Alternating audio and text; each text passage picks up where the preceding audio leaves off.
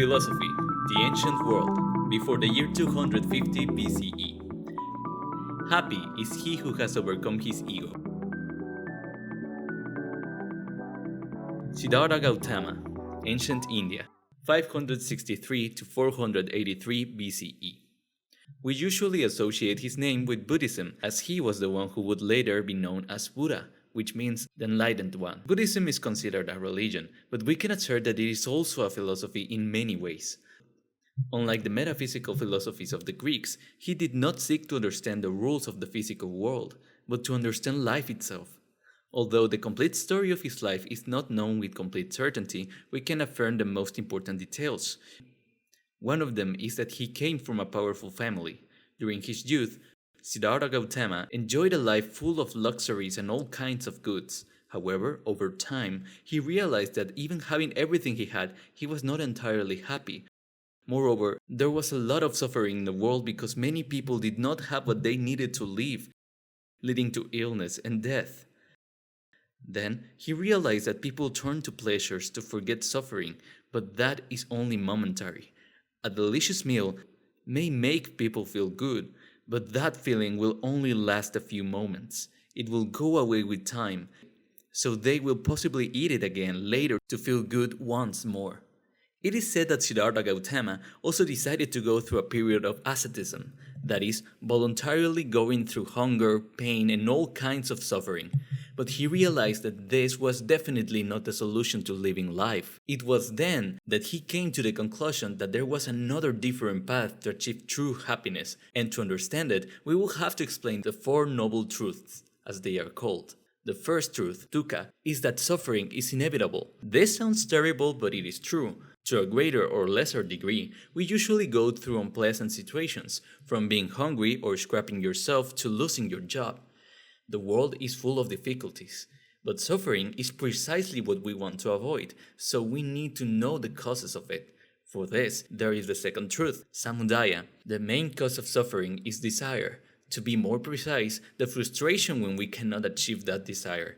Siddharta Gautama calls it attachment and includes the desire for pleasure, material ambition, and the pursuit of power. For example, many would love to sleep all day, but work does not allow it. Others want luxury cars, but money is not enough. Many others want to rule, but they have to compete with others who also desire it. Even thinking they will achieve it, the first will get bored of sleeping.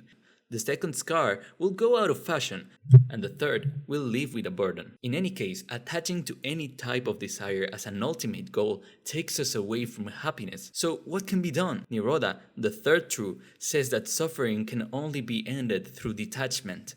For this, it is also necessary to understand an aspect that Siddharta Gautama talks about. For him, the main cause of attachment was selfishness, referring to focusing on oneself. The self is what makes us desire and aspire, so to be free from suffering, we must also detach from the self. You see, many will agree that nothing in the known universe creates itself. This means that everything that exists does so because of a previous action and does not choose to exist. This includes us, who are just a part of the universe. That is, while we exist, we form a whole that is greater than ourselves. This is what is called non-self. This doesn't mean that we are worthless, but that we should accept that we're something transitory and temporary, so no one is more than another person. Understanding this can help us move away from selfishness and attachment to material things. And now we can explain the fourth noble truth, magga, which says that we can apply this in our life if we follow 8 important principles called the Eightfold Path. These are right action, right intention, right livelihood, right effort, right concentration, right speech, right understanding, right contemplation. Following these principles, one should be able to take the best from life from everything we do without the need to hurt oneself through ambition. If we follow all this, we can reach a state called nirvana, which is a state of inner peace. Now, a common idea at the time was that of reincarnation, that is, living again as another being. However, living again would mean starting the cycle of suffering all over again, so Siddharta Gautama considered that by reaching this state of peace, it would not be necessary to live again. we would simply be in a state beyond the senses, where there would be no more suffering. One important thing to note is that Siddharta Gautama never affirmed or denied the existence of a god. He only focused on what we do as people to achieve real happiness. In summary, the most important thing is not to ambition and not to give so much importance to fleeting things. We can have projects and goals, but we should not be frustrated if they do not work out, nor pretend that our life's meaning depends on them, because happiness lays not on the recognition of others, but within, and while we are alive, we should only seek what truly makes us happy.